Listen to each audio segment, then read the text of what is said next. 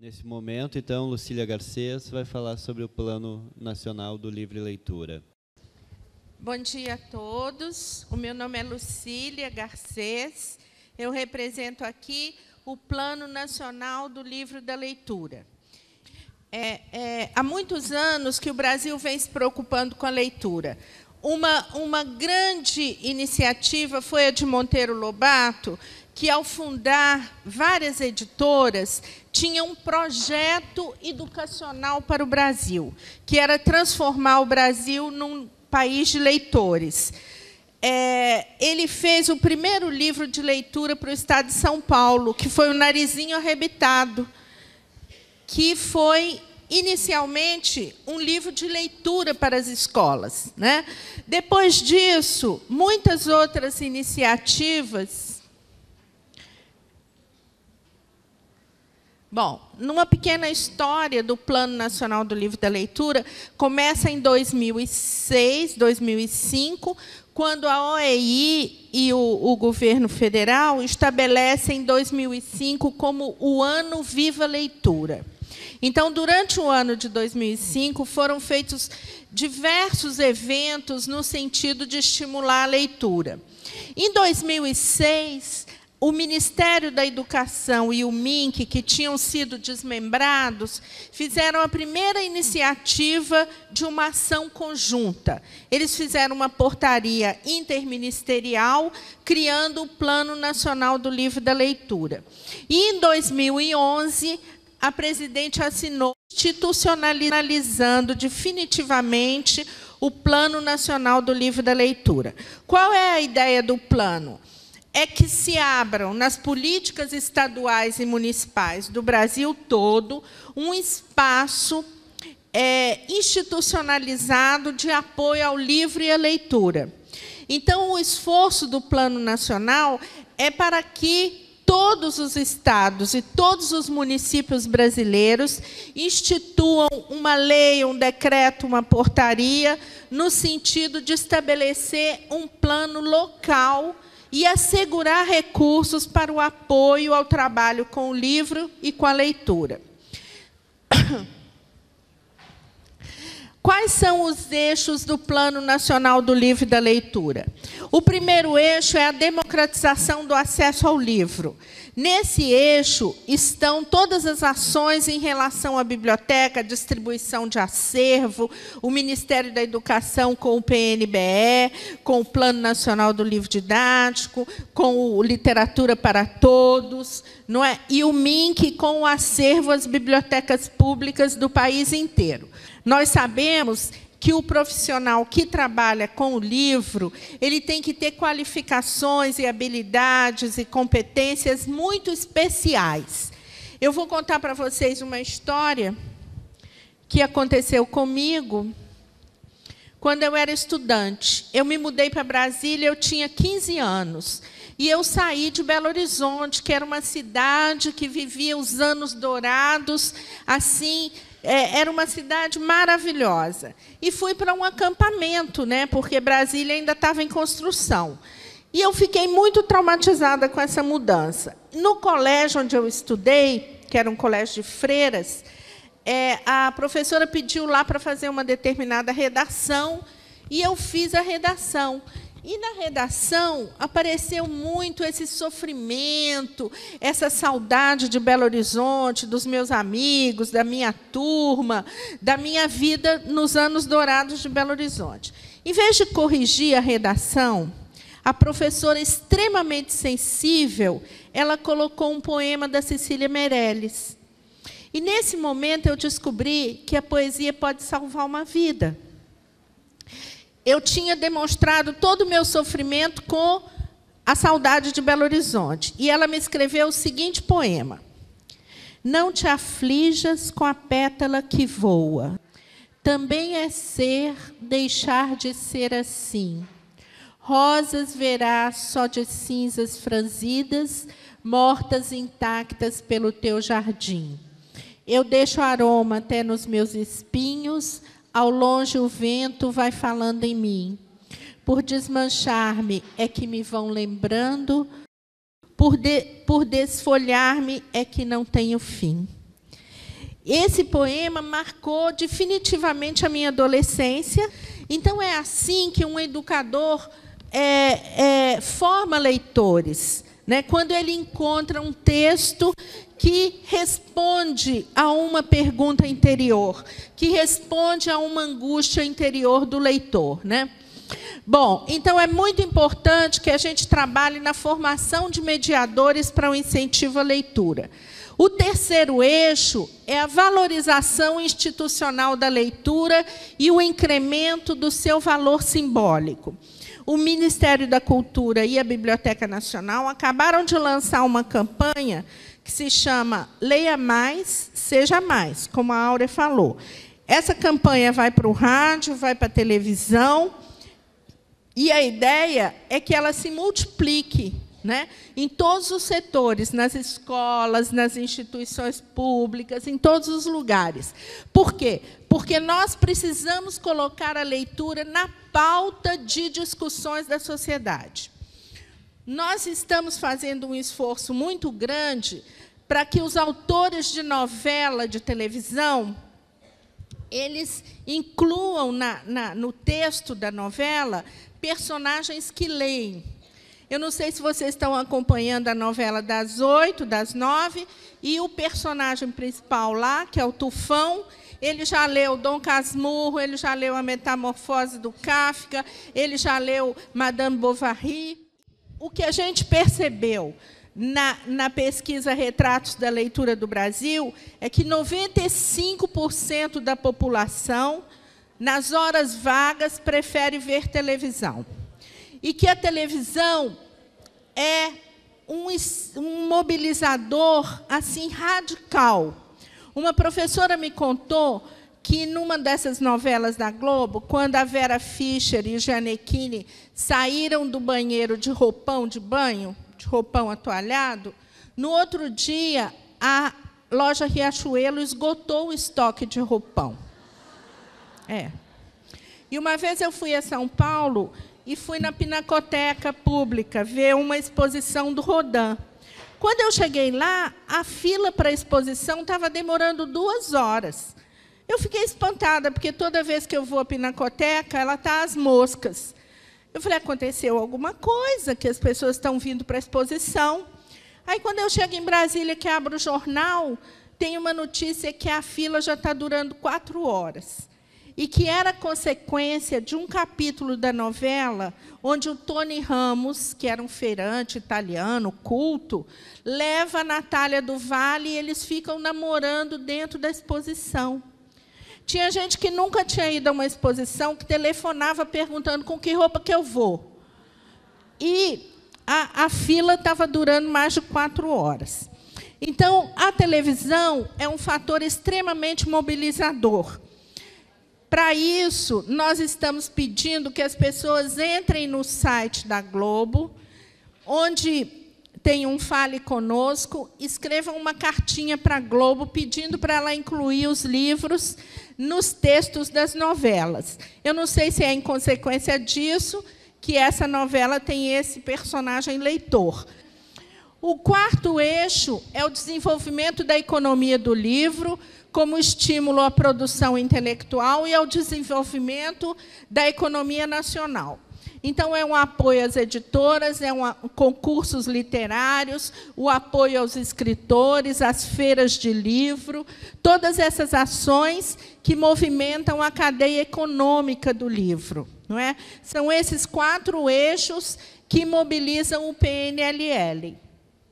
E nós temos como princípio o que já foi dito aqui, que a leitura, a poesia, a literatura é um direito. Assim como a saúde, a educação, o trabalho, a habitação é um direito do cidadão, a leitura também é. Né? Todo cidadão tem o direito de descobrir o encanto da leitura, de descobrir a fascinação da leitura. Né? E, para isso, a escola é muito importante. Nós temos evidências de que toda pessoa pode ser cativada pela leitura. Eu trabalhei no Ministério da Educação há alguns anos e eu coloquei na parede um cartaz de poesia. 3 dias depois, o cartaz desapareceu. Eu disse, ué, cadê meu cartaz? Tanta coisa para levar, tinham que levar meu cartaz? Aí veio a datilógrafa, Lucília, você perdeu o cartaz, mas eu tinha copiado a poesia. Aí veio a telefonista, Lucília, você perdeu o cartaz, mas eu tinha copiado a poesia. No fim da tarde, eu tinha mais de 15 cópias da poesia. Ou seja, qualquer pessoa, mesmo que não seja leitora, exposta ao texto literário, ela é cativada, ela é atraída pelo texto literário. Certo? Bom, como que se cria um plano local, municipal ou estadual de leitura? O primeiro passo é identificar e convocar as lideranças. A iniciativa pode ser de uma ação social, comunitária, pode ser do governo, pode ser do gestor cultural, pode ser do gestor educacional. Os secretários podem convocar todas as lideranças, todos os movimentos, todos os projetos, todos os contadores de história, todos os escritores, os editores, os livreiros, e estabelecer um fórum de discussão a respeito de um plano local de livro e leitura. Esse é o primeiro passo, é criar um fórum de discussão.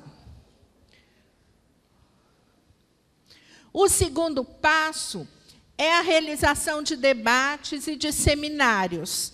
Então, o grupo que toma a iniciativa de deflagrar o processo de criação de um plano tem que convocar todo mundo para seminários, para fóruns, para debates, para que se coloquem todas as ideias a respeito do que seria um plano ideal de livro e leitura naquela cidade ou naquele estado. O terceiro passo é a constituição de um grupo de trabalho. Dentre as lideranças que surgirem nesses debates, nesses fóruns, escolhem-se algumas pessoas para formar um grupo de trabalho. Esse grupo de trabalho deve ter representantes de todos os segmentos da cadeia do livro, de autores, de mediadores, de bibliotecários, de livreiros, de editores, enfim, de professores, todas as pessoas ligadas à cadeia do livro.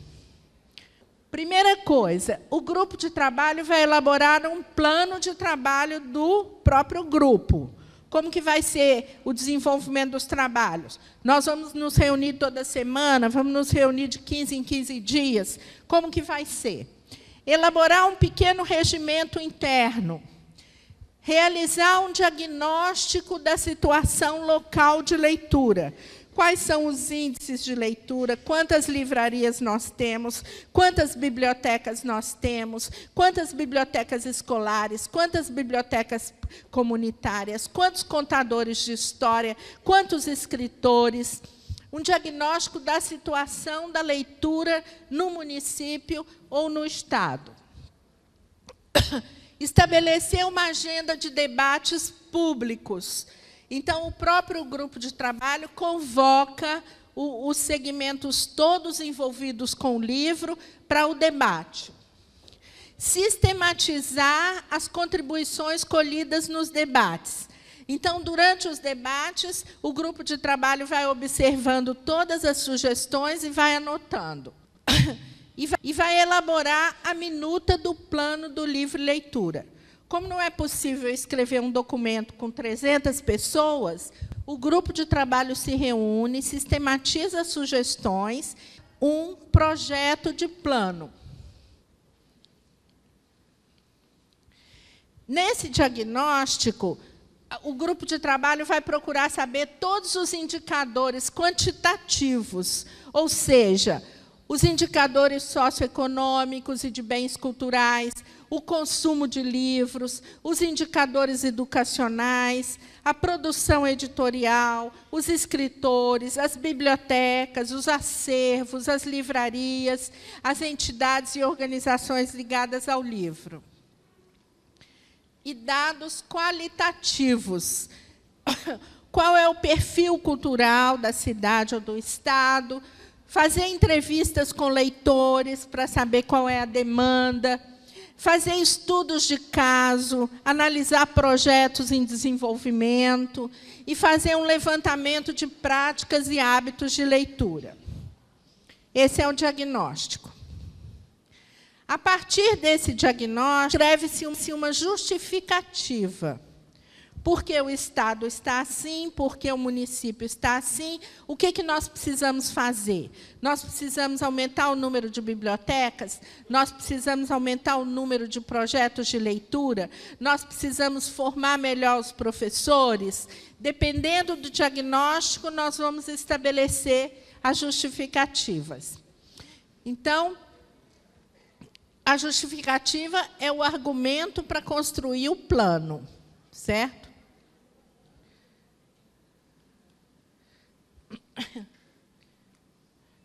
Ao estabelecer um plano, nós temos vários princípios norteadores.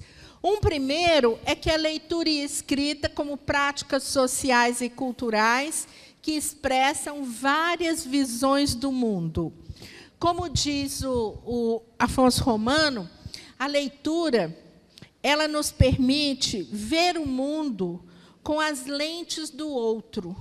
Então, Machado de Assis, quando eu leio Machado de Assis, é como se eu colocasse um óculos para ver o mundo pela perspectiva de Machado de Assis. Quando eu leio Guimarães Rosa, é como se eu colocasse um óculos para ver o mundo sob a perspectiva de Guimarães Rosa.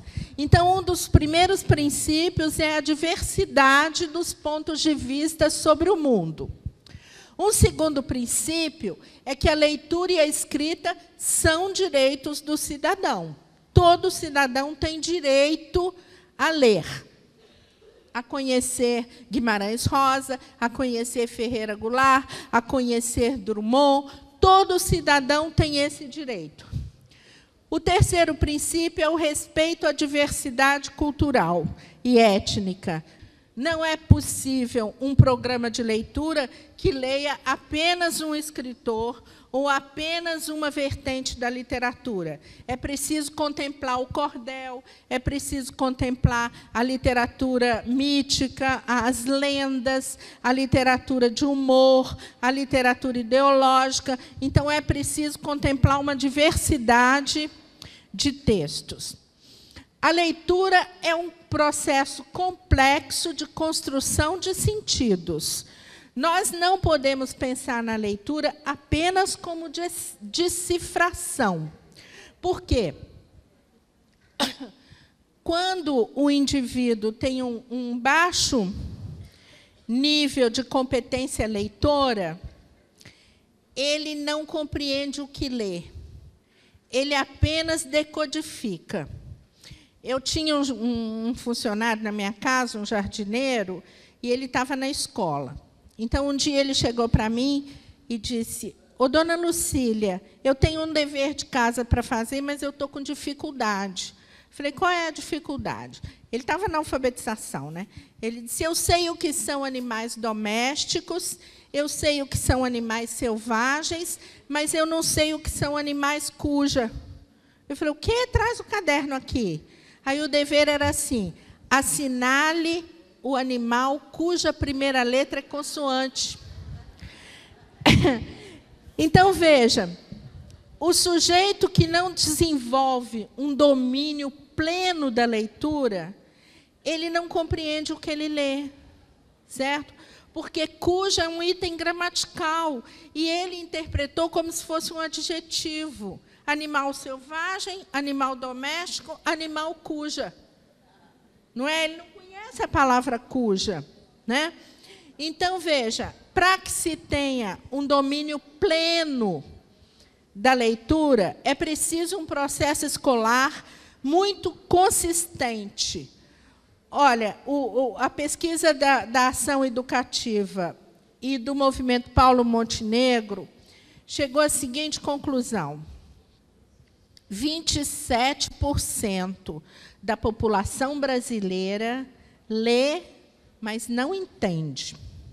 Então, é o que a gente chama de analfabeto funcional. O sujeito que decodifica, mas ele não sabe o que ele está decodificando. Ele não consegue usar a escrita e a leitura nas práticas sociais de maneira autônoma, certo? Então, o sujeito chegou num estágio da leitura e parou.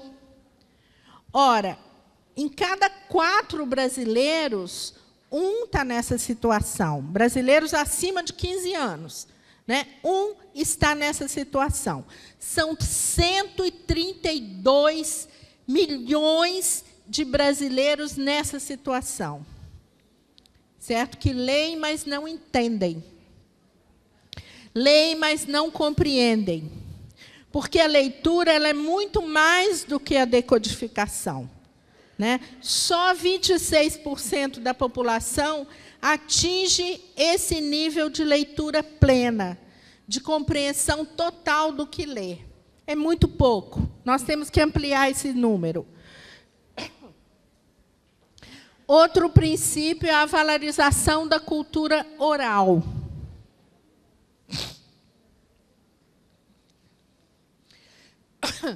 Além disso, nós temos que levar em consideração o domínio de novas tecnologias. Né? Todos os brasileiros têm que ter acesso às novas tecnologias. A biblioteca como um dínamo cultural. Nossas bibliotecas empoeiradas, fechadas, assim, desinteressantes, devem ser revitalizadas para se transformarem em verdadeiros centros culturais, né, em que as pessoas sejam atraídas para a biblioteca. A pesquisa Retratos da Leitura no Brasil mostrou que 75% da população nunca entrou numa biblioteca. E isso é muito grave. Além disso, o respeito à natureza da literatura. A literatura não foi feita para se... A literatura foi feita para proporcionar prazer, prazer estético, comunicação, envolvimento. Ela não foi feita para se fazer uma prova. Ninguém sai do cinema e tem uma prova ali na porta do cinema. Ninguém sai de uma exposição de arte e tem uma prova ali na porta da exposição de arte. Ninguém pode sair de um texto literário e enfrentar uma prova. Certo? A natureza da literatura é outra. É de comunicação, de expressão. Ela não foi feita para ser cobrada. Na 5ª série, a professora mandou ler O Escaravelho do Diabo, que é um livro que os adolescentes adoram. Né? E ela ficou empolgadíssima com o livro, encantada, saía espetando inseto pela casa fora. Ela viveu intensamente a leitura. Aí a professora deu uma prova. E, na prova, ela tirou nota baixa. O que a professora fez com a leitura? Destruiu a leitura. Provocou um trauma, certo? A criança ficou completamente desestimulada em relação à leitura. A valorização do ensino de jovens e adultos, o apoio ao Plano Nacional de Educação, a valorização das iniciativas já existentes, a integração com outras políticas, políticas de saúde, por exemplo, a leitura nos hospitais, políticas de segurança, a leitura nos presídios. Então, integração com outras políticas. Valorização dos autores locais. Eu acho que isso aqui no Rio Grande do Norte vocês já fazem muito. Estímulo à cadeia produtiva, com concursos, com a visibilização dos escritores, com debate com os escritores e uma avaliação contínua. No eixo 1, nós temos várias ações possíveis. a revitalização de bibliotecas, a implantação de novas bibliotecas, a articulação e o fortalecimento de redes de biblioteca, a conquista de novos espaços de leitura, a distribuição gratuita de livros e a incorporação de novas tecnologias. No eixo 2, nós temos também várias ações possíveis.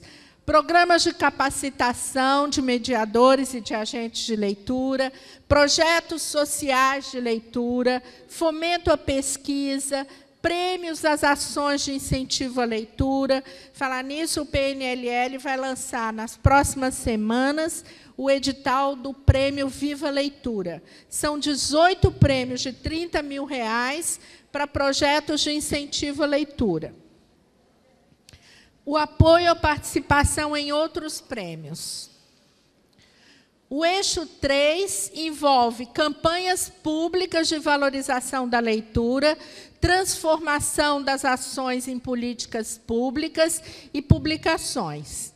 Nós conseguimos, o Enem vai lançar uma cartilha sobre redação para 6 milhões de candidatos. Nós conseguimos colocar na contracapa da cartilha um passo a passo para os jovens criarem clubes de leitura. O que é um clube de leitura? É um grupo que se reúne para debater um livro lido. Então, essa é uma forma de estimular a leitura e a agregação e o compartilhamento das leituras. O eixo 4 prevê apoio aos autores locais, apoio ao desenvolvimento de cadeias locais de produção do livro, fomento à distribuição, circulação e consumo de bens de leitura. Então, são esses os 4 eixos. Você quer falar, Volney? 5 minutinhos. Bom, esse aqui é um exemplo de uma matriz básica de um plano de leitura. Primeiro objetivo, você cria um objetivo geral. Por exemplo, revitalizar a biblioteca municipal. Objetivo específico, renovar o acervo. A meta é colocar 4 mil títulos novos em 2 anos. A ação é o levantamento do acervo, a seleção do acervo novo, a campanha para conseguir comprar os livros, a licitação e a divulgação dos novos títulos. O responsável seria a equipe da biblioteca da Secretaria de Educação, da Secretaria de Cultura e as assessorias de comunicação. O prazo, aí tem 2 meses para uma coisa, 3 meses. Então, essa aí é uma matriz básica